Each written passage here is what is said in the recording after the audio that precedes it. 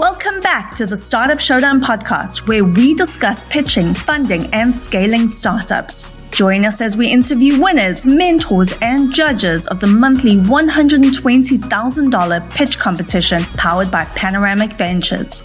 We also discuss the latest updates in software, Web3, healthcare tech, fintech, and more. Now sit tight as we interview this week's guest and their journey through entrepreneurship.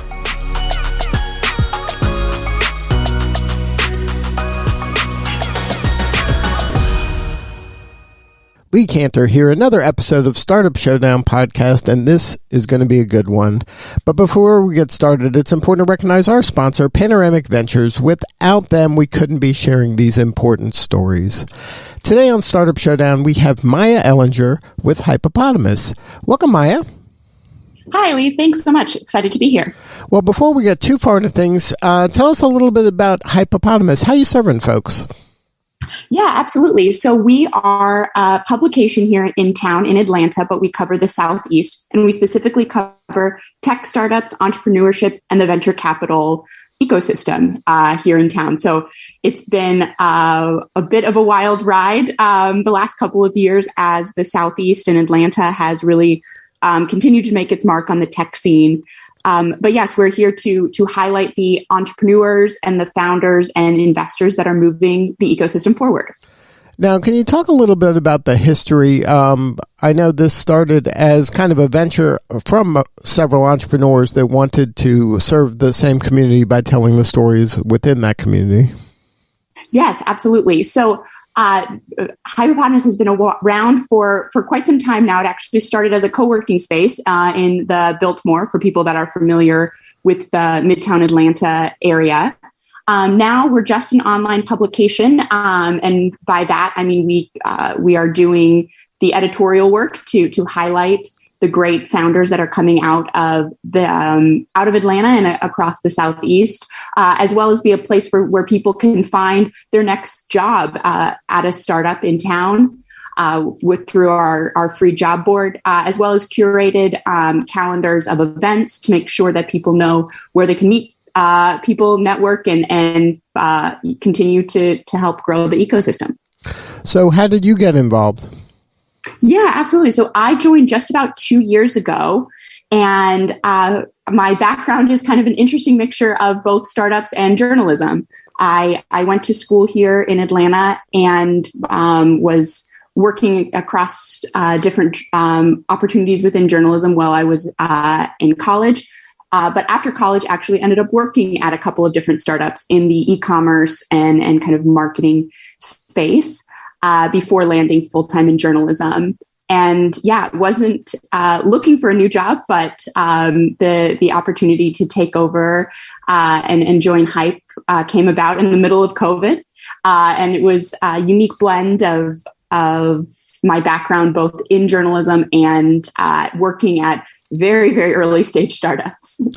I think that that's a wonderful path, and I think that a lot of young people should pursue that path. Can you share a little bit about what your experience was in those kind of startups when they're in those beginning stages where there's so much energy and passion and hope?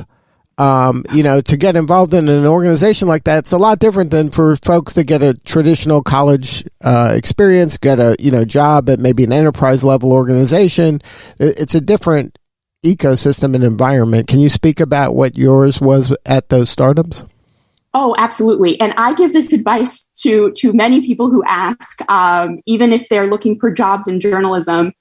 I say, a career path is very rarely linear. And I think having an opportunity to work at a startup is something that everybody should do at some point. Why?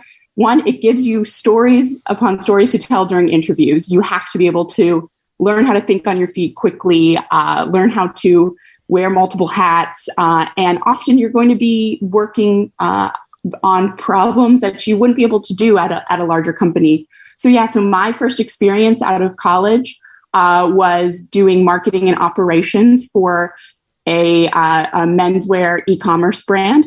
I had no background in men's fashion, most definitely not. Didn't have anything there. Had really no operations experience.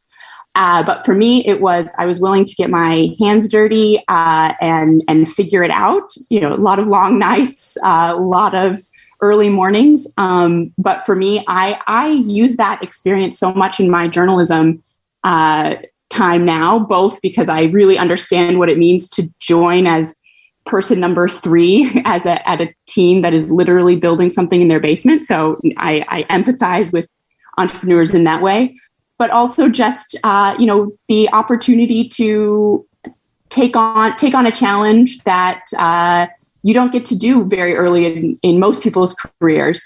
When you're at a startup, you kind of have to create your own path and be willing to jump in and contribute to a team very quickly and to help it scale. Now, having gone through this experience, especially like you said, employee number 3, anything that you learned from leadership in terms of this person that convinced you to join the team, they had to transfer some of their dream onto you because it was their dream to build this startup. It wasn't your dream. You were probably looking for a job and you were curious and interested, but anything from a leadership standpoint from maybe including that first time, but through the ones you've talked to, is how good leaders are able to kind of make their dream your dream. Yeah, that's a really good point. And I will say this first job at a startup, out of college, I followed, it was a group of Emory entrepreneurs. I went to Emory, and so it was through my network. I would say, first thing is definitely the ability to network and find people within your own network is really important. But yes, I think transferring that kind of dream to me to want to come join a startup that I didn't necessarily, if you would have told me, hey, after college with a degree in history and working in journalism, you're going to work in menswear, I wouldn't necessarily say that's what I wanted to do. But understanding the passion that those founders had for building up a consumer brand and an e-commerce platform in Atlanta, I was sold. They're really the ones that made me really excited about building something new and building something interesting in Atlanta. And so I would say that was a huge, if you're able to spark interest and excitement in your team, that's really important. They also gave me a lot of autonomy, having come in as an early and very young, very green person at the time.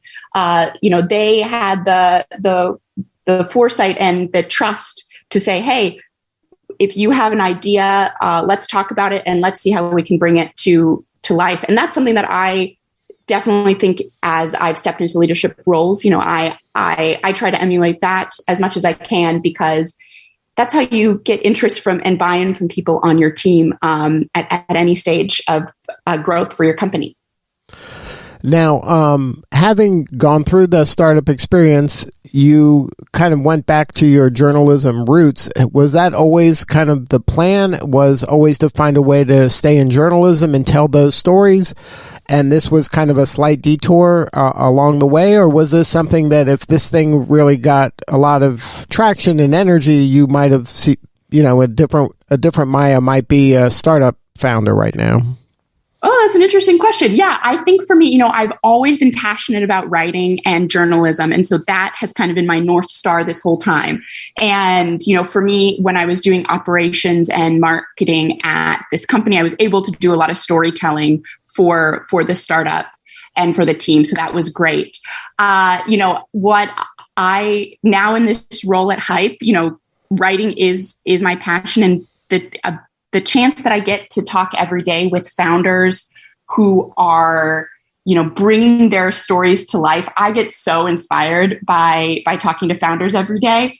I see myself staying in journalism, but there are so many great founders out there that, you never know. Life takes you in different directions. So I wouldn't say no to joining a startup at some point in the future. I think that, as I said earlier, I think a linear career path would be very boring. And so, Yeah. I think there's always opportunities to, or potentially opportunities to dive back into the startup world down the road. So, how did you get involved with Startup Showdown, and in terms of being a judge there, and you've probably mentored people throughout the years as well. Can you talk about that?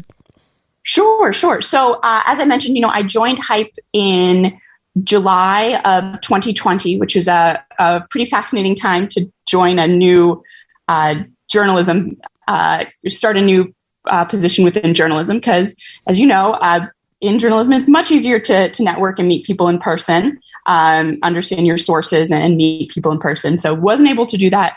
But I have to say the people over at Panoramic who run Startup Showdown were incredibly wonderful and helpful in terms of always talking to me for stories and pitching me stories that they were of whether it's their team or the companies that they're investing in. So I was pretty connected to that universe, I will say. And so when they started doing Startup Showdown, I started remotely because of pandemic restrictions. And so I got to be a judge on one of the first few Startup Showdowns. And it was a really cool experience. That was my first time ever judging startups. I speak and listen to their pitch competitions all the time.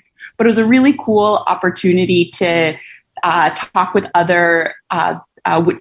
venture capitalists across the judging panel and really understand what they look for when it comes to a potential investing opportunity.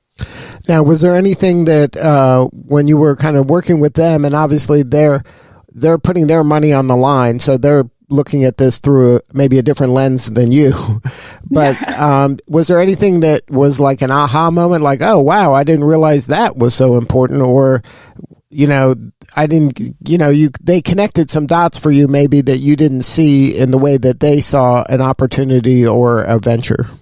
Yeah, absolutely. And, I steal this question from them, I guess. And because there is an overlap there are some overlap between the questions that a VC would ask a founder and what a journalist would ask a founder.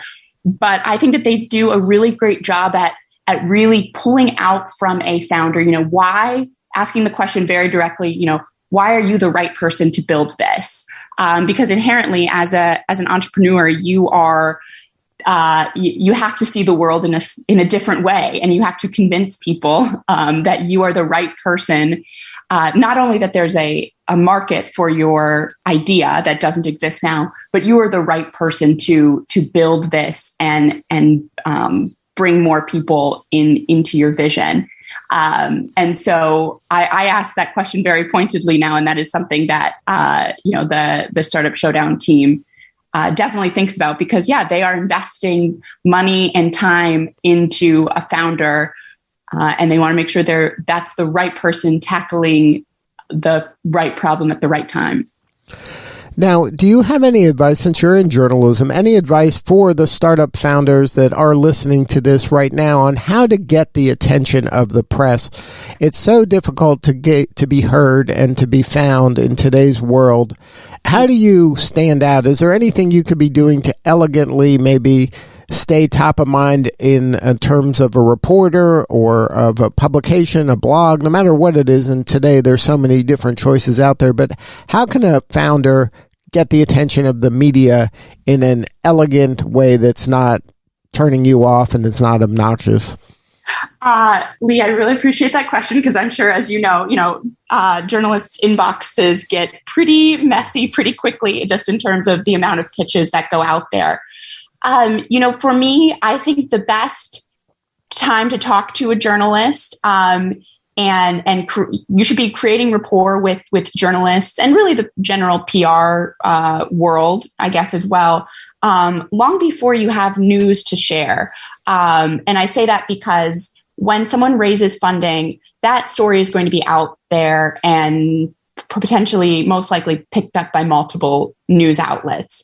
You want to have a relationship with journalists that's before you send out that big press release, because that's going to create a better story that you have a relationship with with someone, and they will, they're going to have more time to tell your story, more, they'll be able to dig a little bit more into what you're building. I think a lot of times, and it happens probably every day, I get a story that says, hey, we raised money and the embargo lifts in 2 hours or so. Can you tell our story? For me, and I think a lot of journalists too, that doesn't give us enough time to really dive in and do a great job at, we don't want to just rehash the press release. We want to go deeper. So of course, I think developing those relationships early is great. Also, my other piece of advice is always, pieces that if you can make your startup or frame your startup in more of a human interest story perspective, I think that's great. Founders get very hyper focused on how cool their tech is and kind of the nitty gritty technical things that make a startup happen. But if you're not able to translate that story into why a consumer or a business should care about it, it's going to be harder to get press. And so really take some time to think about why you as a founder are interesting and why your product is so different and unique in the market. I think that that helps journalists tell a better story and a better narrative about what you're building. And I think that if I heard you correctly, it almost goes back to what you said at the very beginning about relationships being important and creating those human-to-human connections that help people, so that you know each other prior to the story being told. That, like you said, you don't just want them to tell the story today, but if they had reached out and over time you built a relationship, you might be more interested in their story today than it was when it, maybe when it was a glimmer of an idea 6 months ago.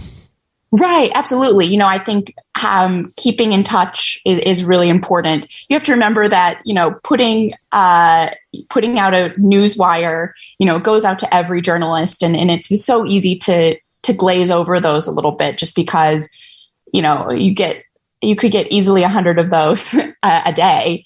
And so you're reading so quickly through something. And so you want to make sure that, if you want to stand out against all the news that's going out there, that you have those personal relationships. And so when you are kind of have a startup, you should identify who those key journalists are. That should be part of your network at the beginning, not just when you need them.